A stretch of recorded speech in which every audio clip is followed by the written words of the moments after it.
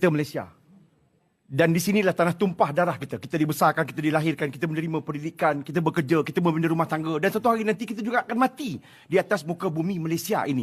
Ini negara kita. Tak kiralah kita Cina ke India ke, kita Iban Kadazan ke, orang Melayu ke. Kita wajib untuk kasih sayang dan cinta akan negara kita ini. Bukan cinta kepada negara saja, tetapi kita cinta kepada orang Melayunya, orang Cinanya, orang Indianya, orang Ibannya, orang Kadazannya. Sebab mereka ini semua adalah merupakan keluarga besar kita yang tinggal dalam negara kita ini. Jangan kita terperangkap.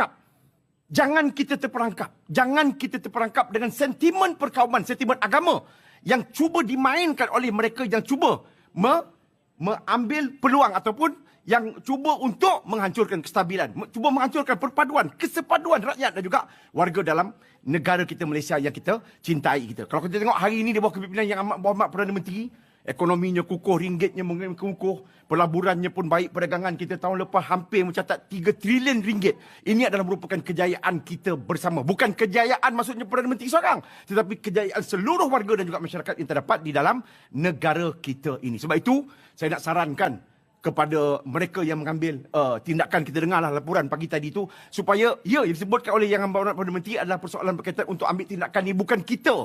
Tetapi yang nak ambil tindakan ini adalah merupakan pihak berkuasa. Pihak berkuasa. Kalau anda kata ada di tempat-tempat kita tu yang kita tak puas hati dengan pembinaan struktur, apa juga struktur maksudnya, kita laporkanlah kepada pihak berkuasa. Dan kepada kawan-kawan, rakan-rakan, sahabat-sahabat kita yang lain, maksudnya kita kena bertenang. Kita serahkan semuanya kepada pihak berkuasa, agensi berkuasa untuk menyelesaikan apa juga masalah di kawasan, di tempat kita. Kita kekal berada dalam keadaan tenang, cinta, kasih kepada negara kita Malaysia yang kita cintai.